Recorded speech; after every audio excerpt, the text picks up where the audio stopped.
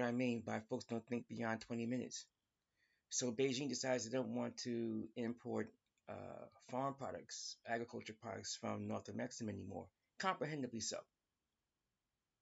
So they switched to other suppliers, particularly from South-Amexem, Ray Bahia in particular. Show you how things work. Folks got up into a frenzy over this, and I'm like, why do the melanated amongst our ranks? Why do Captain Kendrick never think beyond 20 minutes? Yes, there are other suppliers across the planet. There's a reason why Beijing gets so much from North-Amexem.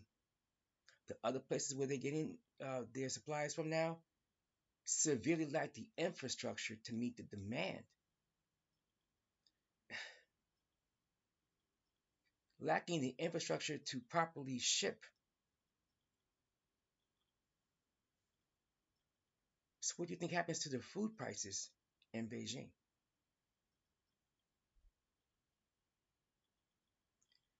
Did they get any cost savings to stop importing from North-Amexem? Apparently not. It's costing them just about as much, if not a little bit more, to get it because of the lack of infrastructure available to bring to market and handle the logistics of the shipping.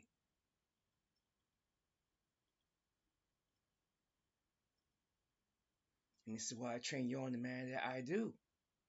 Having 12 departments and 30 sub-departments, so we actually are able to govern and handle things like this for our independent commerce and trade. So when you see these folks talking about we a nation, we Moors, we Moorish, and we a nation. Uh-huh. We a government. Really?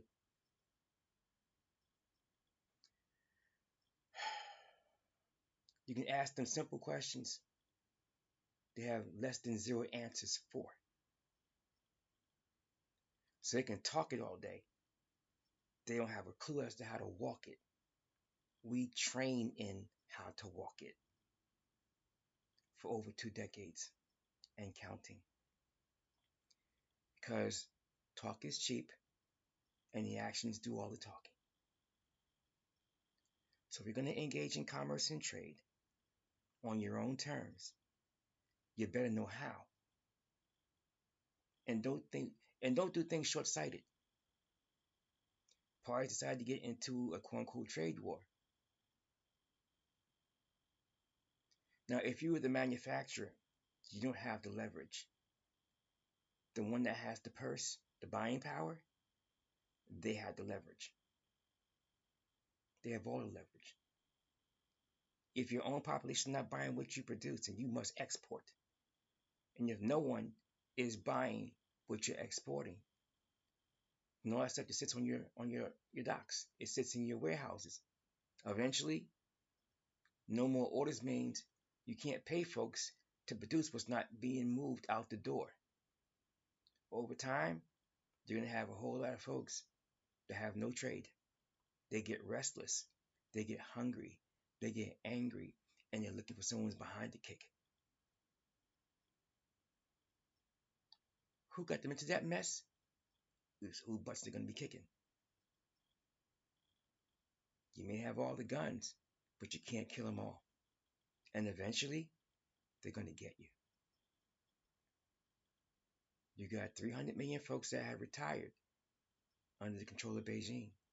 300 million over the next 5 Earth years are retiring. You're about to graduate in a few Earth days. 12 million new degrees and master degrees holders looking for trade. 50 so-called jobs, 50 trades, 8,000 applicants.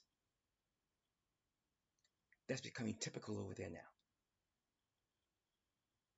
If they are the number 2 quote-unquote economy, and the number 1 quote-unquote economy is so heavily intertwined with it, there is no way that folks are not going to feel that on both sides of the ocean. The only question is who's going to feel it more. It's going to be Beijing. Beijing is going to lose this one on so many levels. It's a time factor, and time is not on their side. It's a commodities issue, and commodities are not on their side. And some are going to argue about the rare earths. It's not the rare earths, it's the processing of the rare earths. The bulk of it is done in so-called China. Beijing handles that. However, it's being brought online in other places. They're on borrowed time on that too. Again, time is not on their side. Most of our kith and kindred are mere end users. They have no idea what you and I are talking about right now. And your so-called leaders,